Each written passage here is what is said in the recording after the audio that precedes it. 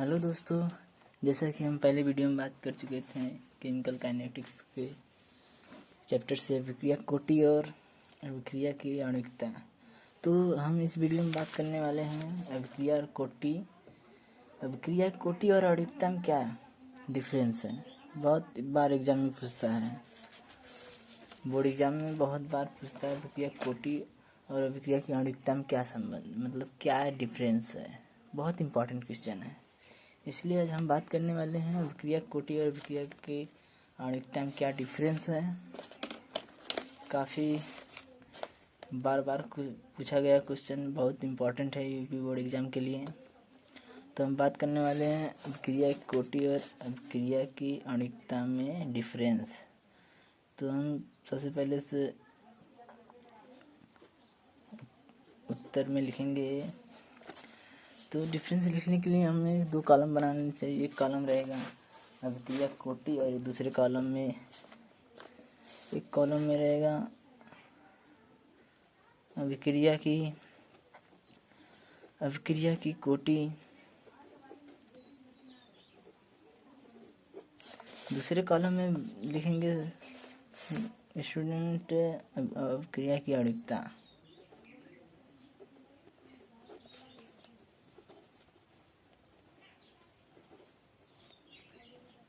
काफ़ी important question है ये, बोर्ड एग्जाम में आने की संभावना बहुत ज़्यादा होती है इसकी। तो हम दो कॉलम बनाएंगे। तो सीरियल नंबर यहाँ पे लिखेंगे, सीरियल नंबर। तो गाइस पहली बात तो हम बताए थे पहले वीडियो में कि अभिक्रिया कोटि जो होती है ये एक प्रायोगिक मान होता है, और आणविकता क्या होती है, ये थियोरेटिकल, मतलब कि ये सैद्धांतिक मान होता है। मतलब कि उसके थियोरेटिकल होता है, मतलब कि अभिक्रिया कोटि जो होती है अभिक्रिया को देखकर नहीं बताई जा सकती अभिक्रिया कोटि, परंतु आणविकता क्या होता है, अभिक्रिया को देखकर बता सकते हैं कि उसकी आणविकता क्या है अभिक्रिया की। क्योंकि ये संख्या होती है आणविकता जितने अभिकारक भाग लेते हैं उसमें, और अभिक्रिया कोटि जो योगफल होता है उसके घातों का। तो इसीलिए हम पहला डिफरेंस लिखेंगे कि अभिक्रिया कोटि क्या होती है। अभिक्रिया कोटि एक प्रायोगिक मान होता है। यह एक प्रायोगिक मान होता है।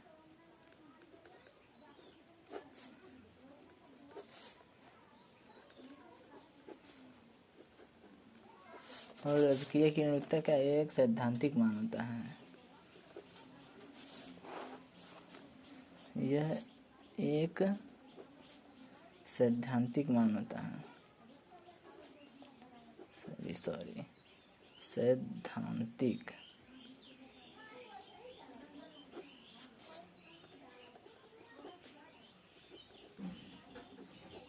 एक डिफरेंस हो गया दोस्तों, ये एक प्रायोगिक मान होता है, ये एक सैद्धांतिक मान होता है। दूसरा डिफरेंस लिखेंगे।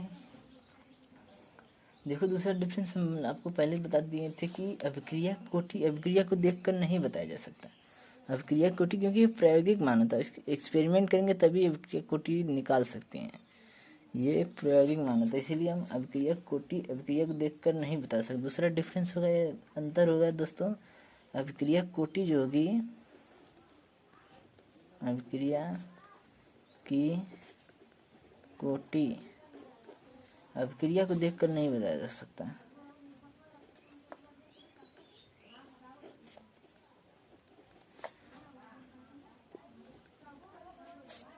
अभिक्रिया कोटि अभिक्रिया को देखकर नहीं बताया जा सकता।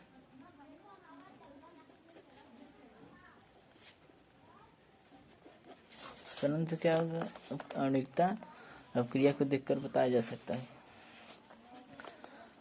अभिक्रिया की आणविकता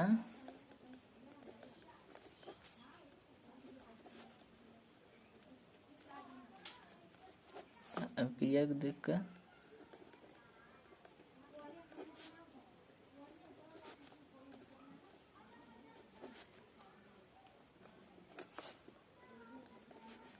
जा सकता है। दो डिफरेंस हो गए दोस्तों। तीसरा डिफरेंस ये होगा देखो अभिक्रिया की जो कोटि होती है, अभिक्रिया कोटि इसका मान ऋणात्मक और कोई परिमेयिक संख्या हो सकता है, कुछ भी हो सकता है। लेकिन जो अभिक्रिया की आणविकता जो होगी वो एक पूर्णांक होगा। क्यों होगा पूर्णांक? क्योंकि इसमें जो अभिकारक भाग लेंगे, 1 लेंगे या 2 लेंगे, ऐसा तो होगा नहीं 1/2 विकारक लेंगे, नहीं दोस्तों।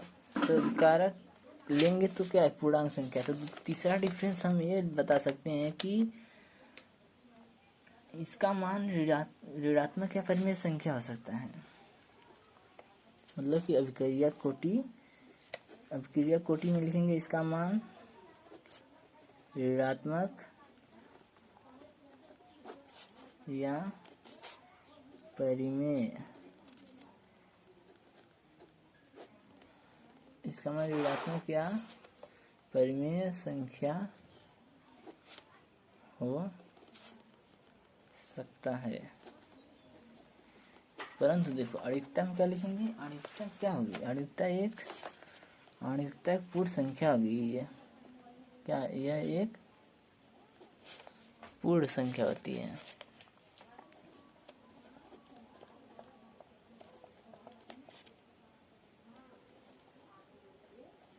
ये एक पूर्ण संख्या होती है। तो दोस्तों तीसरा डिफरेंस हो गया। चौथा देखो, चौथा में अभिक्रिया कोटि क्या? अभिक्रिया कोटि क्योंकि ये एक्सपेरिमेंटली है, अभिक्रिया कोटि क्या है? 0 हो सकती है। क्या हो सकती है? अभिक्रिया कोटि 0 हो सकती है, लेकिन आणविकता कभी 0 नहीं हो सकता। क्यों नहीं 0? क्योंकि इसमें देखो अभिकारक जो जितने भाग, चूंकि आणविकता क्या होती है? अभिकारक जितने भाग लेते हैं वही संख्या आणविकता होती है। इसलिए जो अभिकारक कोई रिएक्शन कब होगा? जब होगा कब? जब अभिकारक भाग लेंगे। तो अभिकारक भाग लेंगे तभी रिएक्शन होगा, मतलब अभिक्रिया होगी। तो अभिक्रिया होने के लिए अभिकारक चाहिए, तो कुछ न कुछ आणविकता होगी, क्योंकि 0 नहीं हो सकती आणविकता। लेकिन अभिक्रिया कोटि क्या 0 हो सकती है? अभिक्रिया कोटि 0 हो सकती है। यह है या ऐसे लगे अभिक्रिया कोटि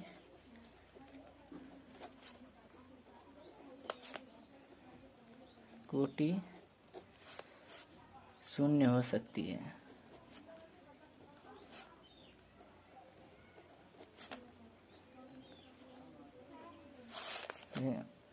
आणविकता 0 कभी नहीं होता।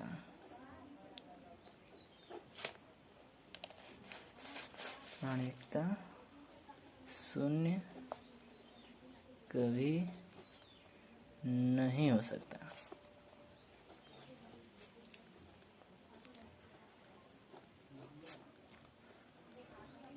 तो दोस्तों ये रहा अभिक्रिया कोटि और अभिक्रिया की आणविकता में डिफरेंस, क्या अंतर है। ये क्वेश्चन काफ़ी इम्पोर्टेंट क्वेश्चन है और बहुत बार क्वेश्चन पूछता है। मेरे एक्सपीरियंस के हिसाब से क्वेश्चन बहुत इम्पोर्टेंट है इस चैप्टर से, और इस चैप्टर से क्वेश्चन आते भी हैं।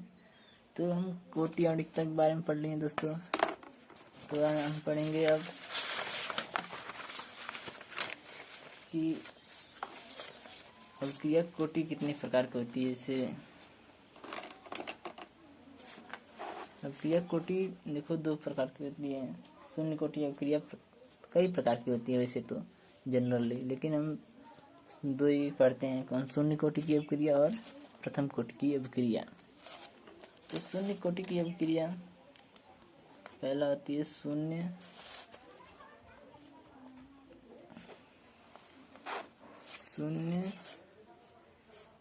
कोटि की अभिक्रिया। क्योंकि दोस्तों हमें जल्दी कवर करना है, बोर्ड एग्ज़ाम आने वाले हैं और हम आपका प्रिपरेशन काफ़ी अच्छे प्रकार से करेंगे। और फेल होने की चिंता मत कीजिए, क्योंकि मैं डेली ऐसे वीडियो प्रोवाइड कराऊंगा आपके बीच, जो आपके बोर्ड एग्ज़ाम में काफ़ी हेल्पफुल होगा। तो शून्य कोटि की अभिक्रिया दोस्तों बता दे, एक तो डिफिनीशन पूछेगा, बहुत कम, वैसे पूछता नहीं है डिफिनीशन। जैसे मैं जनरली इसे जान लोगे तो अच्छा पड़ेगा ना। शून्य कोटि की अभिक्रिया मान लो बाई चांस पूछ सके तो क्या लिखेंगे तो शून्य कोटि एक ऐसी अभिक्रिया जिसकी अभिक्रिया के वेग का मान, एक ऐसी अभिक्रिया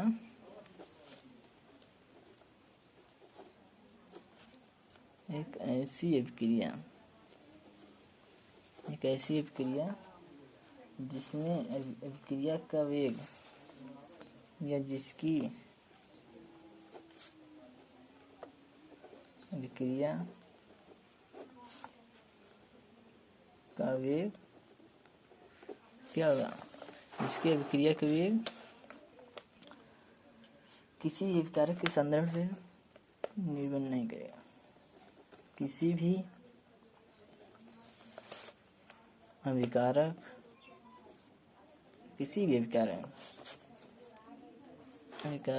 के सांद्रण पर निर्भर नहीं कर रहा, मतलब कि उसका वेग जो होगा अभिकारक सांद्रण पर निर्भर नहीं करता है, वो इस निर्भर नहीं करता है, शून्य कोटि की अभिक्रिया कहलाती है। शून्य कोटि की अभिक्रिया कहलाती है।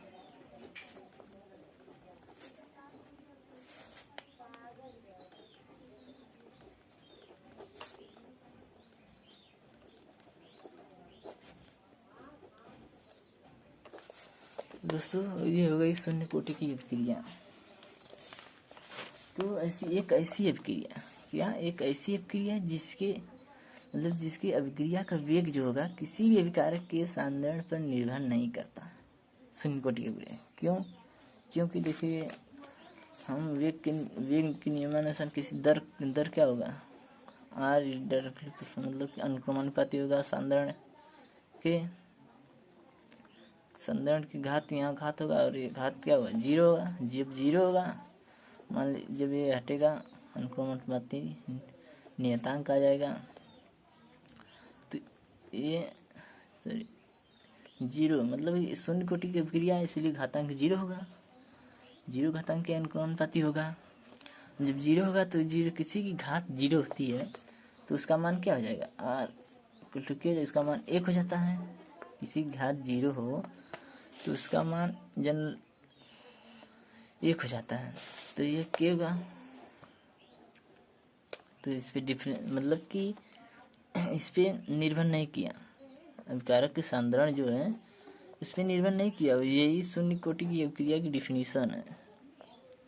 जनरली इस पे क्वेश्चन न्यूमेरिकल पूछे जाते हैं और निश्चित होता है शून्य कोटि की अभिक्रिया या प्रथम कोटि की अभिक्रिया में न्यूमेरिकल जरूर आएगा। एक न्यूमेरिकल लगाने के लिए इसका इक्वेशन जरूरी है।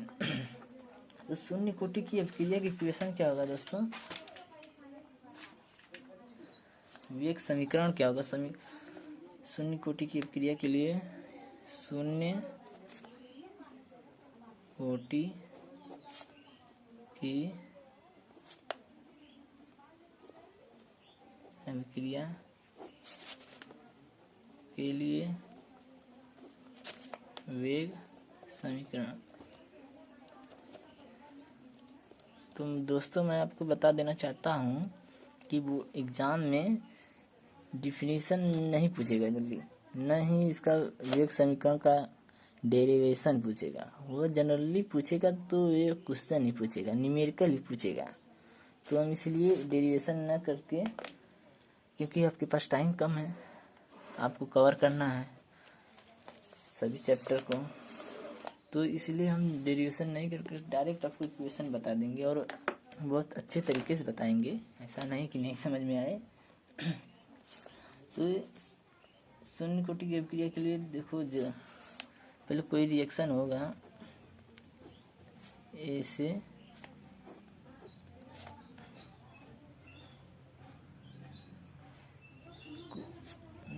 कुछ होगा और फिर बाद में मतलब जो ये नोट क्या है, प्रारंभिक सांद्रता है, ये 0 प्रारंभिक अभिक्रिया की प्रारंभिक सांद्रता है और ये क्या अंतिम सांद्रता है। किसकी संता है? ये अभिकारक की। दोस्तों ये याद कर लेना कि ये दोनों अभिकारक की बात की जा रही है, अभिकारक की ओनली, ना कि केवल अभिकारक की बात की जा रही है। ये अभिकारक की प्रारंभिक सांद्रता है और ये अंतिम सांद्रता है। तो इसके लिए एक इक्वेशन होता है k equal to A0 minus A upon t. ये इक्वेशन है, ये इम्पॉर्टेंट इक्वेशन है, इसे याद कर लीजिए क्योंकि न्यूमेरिकल में काम देंगे। न्यूमेरिकल जनरली पूछा ही जाता है। और एक होता है इससे शून्य कोटि की प्रक्रिया के लिए मतलब कि अर्ध आयु क्या हो, ये भी बहुत इम्पोर्टेंट है। जनरली ये सब न्यूमेरिकल में आते हैं जरूर, शून्य कोटि या प्रथम कोटि। अर्ध आयु, अर्ध है क्या होता है, तो समझ में आया है। मतलब कि ये प्रारंभिक सांद्रता है, अंतिम सांद्रता है, टी जो समय लेगा, मतलब कि उस बदलने में, सांद्रता बदलने में जितना समय लेगा वो टी है। और ये क्या, प्रारंभिक सांद्रता, अंतिम सांद्रता, क्या किसकी सांद्रता है? ये अभिकारक की सांद्रता है। किसकी है? अभिकारक की सांद्रता है दोस्तों। तो हम अर्ध आयु की बात कर ले रहे हैं। अर्ध आयु में क्वेश्चन बनते हैं, मतलब कि न्यूमेरिकल में जरूर पूछे जाएंगे, या अर्ध आयु से पूछे जाएगा या किसकी। अर्ध आयु क्या होता है दोस्तों? अर्ध आयु मतलब कि किसी अभिक्रिया के आधे भाग के पूर्ण होने में लगने वाले समय को अर्ध आयु करे, मतलब उस अभिक्रिया की अर्ध आयु कहलाती है। क्या कहलाती है? मतलब कोई अभिक्रिया है, उसके आधे भाग के पूर्ण होने में लगने वाले समय को उस अभिक्रिया की अर्ध आयु कहते हैं। मतलब कि इसको टी हाफ से डिनोट करते हैं, मतलब प्रदर्शित करते हैं। तो अर्ध आयु हम बता दे रहे हैं आपको। अर्ध आयु क्या, किसी अभिक्रिया के आधे भाग, किसी अभिक्रिया के आधे, जैसा ही नाम से पता चल रहा है, अर्ध आयु मतलब आधा, half time, half life time, मतलब कि आधा, किसी अभिक्रिया के आधे भाग को,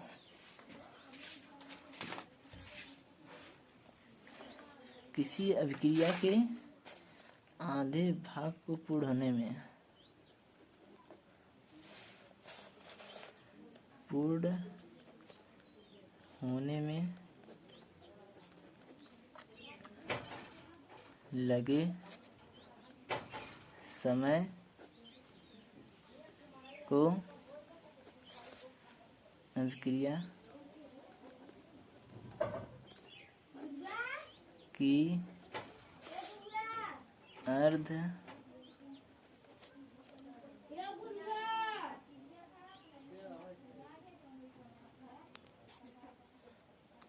तो किसी अभिक्रिया के आधे भाग को पूर्ण होने में लगे समय को अभिक्रिया की अर्ध आयु कहते हैं। इसे टी हाफ से प्रदर्शित करते हैं। मतलब कि आधे भाग, किसी अभिक्रिया के आधे भाग को पूर्ण होने में लगे समय को अभिक्रिया की अर्ध आयु कहते हैं। इसे टी हाफ से प्रदर्शित करते हैं। तो अगर हम मतलब कि अर्ध आयु समझ में आ गया आपको, तो अन्य अभिक्रिया की अर्ध आयु अलग अलग होती है। तो हम बात करें शून्य कोटि की अभिक्रिया के लिए अर्ध आयु, अगर इक्वेशन जो न्यूमेरिकल लगाती हो तो बहुत इंपॉर्टेंट है, मतलब काम आएगा आपको। जनरली न्यूमेरिकल ही पूछे जाते हैं। न्यूमेरिकल शून्य कोटि की अभिक्रिया के लिए अर्ध आयु,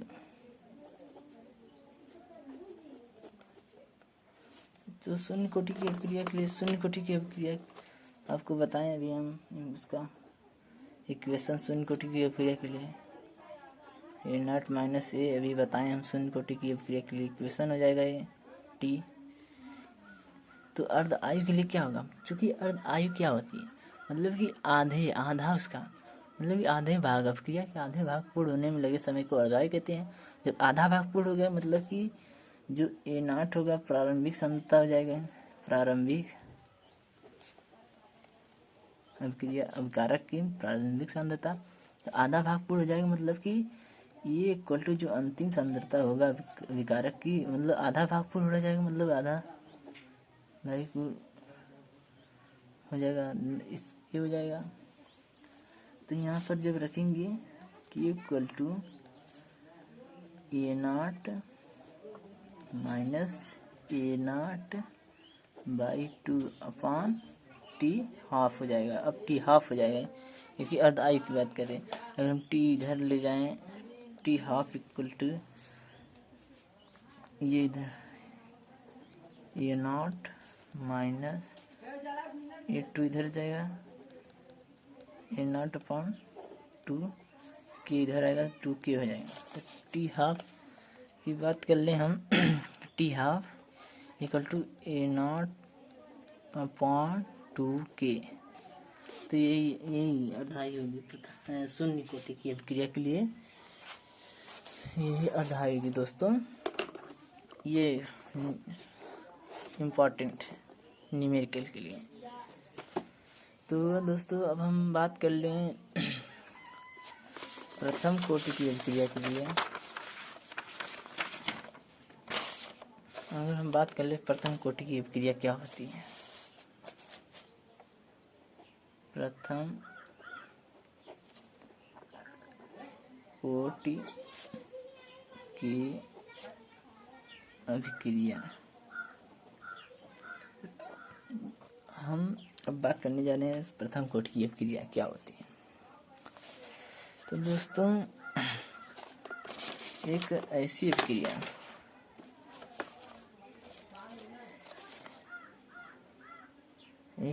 अभिक्रिया प्रथम कोटि की अभिक्रिया दोस्तों वही होगा जो एक ऐसी अभिक्रिया होगी जिसमें अभिक्रिया दर जो होगी अभिकारक के सांद्रण के 1 घात के समानुपाती होगा। मतलब कि 1 घात, तभी न प्रथम कोटि की अभिक्रिया होगी। विवेक के नियमों के अनुसार हम बता रहे हैं और यही डिफिनीशन है। अगर कभी एग्जाम में बाई चांस पूछ दिया या जानकारी रखने के लिए, देखो होगा क्या, एक ऐसी अभिक्रिया जिसमें अभिक्रिया की दर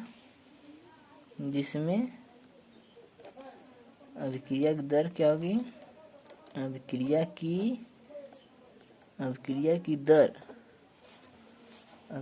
की दर अभिकारक